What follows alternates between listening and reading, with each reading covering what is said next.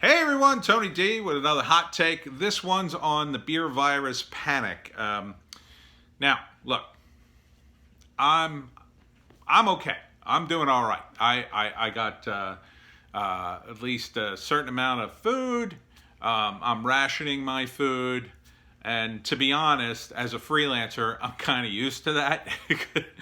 um, when I was super broke towards the end of my money last year, before I had to go get a day gig for a while, I was rationing, and so I was already sort of preparing myself for this. And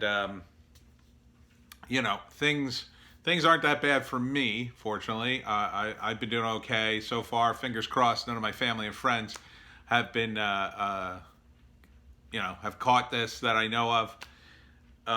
But I know that some of you, it's just sort of starting to hit you, and you're starting to freak out. So don't freak out. It's going to be okay.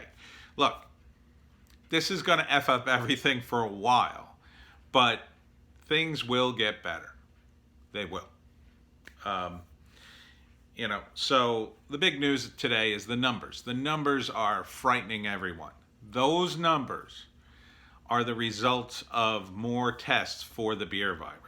It's not the result of more people getting it. More people, way more people have it. They just haven't gotten around to testing them. They can't catch up to them quick enough. Not all people who have the beer virus are even going to bother to get the test. If they, I know someone who's self-quarantined because they got a cough they can't shake. They may have it, they may not. We don't know. If they have it, they have a very mild case of it, hopefully, and it doesn't suddenly get worse. If they don't have it, it was just some kind of cold. So that kind of stuff is going to happen, and there'll be literally millions of people that won't even bother to go to the hospital. And to be honest, when they say don't get tested unless you're in bad shape, that's good advice, because the one place that's probably full of beer virus patients is the hospital. Now, I'm not discouraging anybody who's sick from going. If you're ill, you should go. If you have a fever, that's when things start to get real. When you have a fever, if you have a high fever, you should go. You should at the very least, you should call your doctor and start getting advice and start managing it. If you don't have a fever, you're probably in much better shape. Probably. I'm not a doctor, but you have to sort of know your own body and whether or not you're actually sick. And there are extreme cases. There are people, lots of people, who walk around, a part of their adult lives, don't realize they have some sort of condition that really doesn't erupt until something like this happens. Until they get sick with something else or they get injured, and then they realize, oh my God, you have X. And that's going to make this minor problem much more worrisome. So that's another reason you need to stay at home. Stay in your house. Stay on your property. Don't interact with other people. If you have to, stay at least 6 feet away. And, if you have any exchanges at all, understand that everything you bring into your house is contaminated. Everything. Especially if you go to the store or, someplace important that you have to go to. But unless you're desperate, run your food out. Run it out. Because hopefully we are now approaching what will begin to be some sort of peak, at least in the Northeast. The numbers today are very high. They're going to get worse, but this will peak sooner in my area, New York, New Jersey, than it will in some of the rest of the country. New York today has something like, I think, 45,000 cases. We cracked 100K nationwide, and New Jersey has about 9,000 cases. We'll probably be way over 10 by tomorrow. And we'll probably get into the hundreds of thousands very quickly. But that doesn't mean that the virus is spreading. It already spread. 2-week incubation period. We're seeing the results of people from 2 weeks ago. 2 weeks ago, I was still going to my job. I was still doing stuff at that job and interacting with people, although I had a face mask and gloves. Most people didn't. Most people thought I was nuts. Most people weren't taking it seriously 2 weeks ago. People are now taking it seriously. That only started maybe about a week ago. So you can expect the numbers to continue to climb until, well, let's see. Today's Friday, so Wednesday will be 2 weeks. About 2 weeks. That's when things started to click. That's when I knew I was going to be laid off, and people were finally starting to take it seriously. That's also the president's 15-day mark, I believe, Wednesday. Monday. Monday is the 15-day mark. Really, 2 more days after that is when people around here kind of started taking it seriously, and really a couple of more days in after that. So you're really talking about the end of next week. At that point, hopefully, we start to see some sort of plateau. Now, we may not see that immediately because, again, the testing has to keep going, and the testing is still trying to catch up to everybody. But probably a week after that, maybe we start to plateau around here. Maybe. So, look, at this point, you got to make a decision, your health versus your comfort. Your health is more important than your comfort. Stay inside. Now, if you're out of food, obviously that's a survival issue, and you might have to go. If you do go, cover up, wear gloves, and when you get back from wherever you're going, understand that everything you brought into the house is contaminated. Your clothes, your hair. Take off all your clothes, throw them in the washing machine, go right into the bathroom, grab a shower, wash the clothes, and then start decontaminating everything in the house. Everything that touched the stuff you brought in, the stuff you bought, and try to buy things that are in containers so you can wipe them off. If you buy things like fruit, that's a tough call. I mean, it depends on when they've been picked. Now, most places, if they have fruit for sale, they buy the fruit not very ripe, and then they keep it in the back for at least a few days, if not a couple of weeks, and then slowly bring it up. You're going to hit a point where that produce, I don't know. You definitely got to wash it, and you're probably going to have to wash it more than you would normal produce. And that's going to mean soap and water. It's not just rinsing it off. You're going to need soap. Or you could take, I believe you could put like a drop of Clorox bleach in a gallon of water, something like that, and use that. That may make the fruit taste funny, but then you could wash it again and hopefully wash that taste of bleach off. I hate the taste of bleach, or the smell of bleach, I should say, not the taste, not like I drink it. Once you've been inside and you can account for your contacts for 2 weeks, for me, that'll be Wednesday. When I hit Wednesday, it'll be 2 weeks since I basically haven't left the house. I've gone in the backyard and the front yard, but basically haven't left the property. So then I'll know I'm clean in terms of the virus. But I may still have to go out again. I'm going to run out of food eventually. So at that point, I may be, stuck. And you got to account for everything. You got to account for your mail. A lot of people aren't thinking about their mail.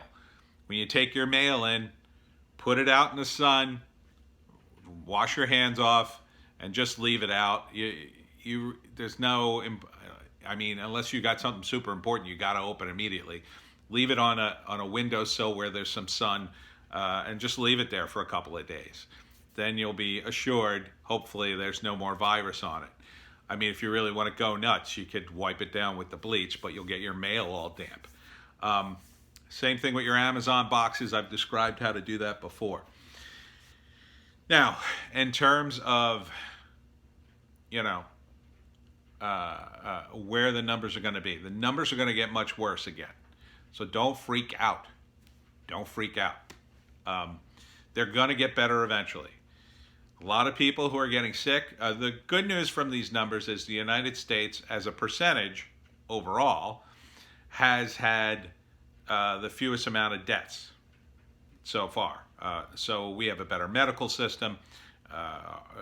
The canceling the flights from China slowed the spread a bit, and so we may yet get on top of this. And so far, we are. So far. Although things are looking grim, all those cases doesn't mean all those people went to the hospital. That just means the people who have been confirmed to have tested positively. And some of those people are just self-quarantining, and they're just sitting at home hoping to get better, and they're not in any serious trouble.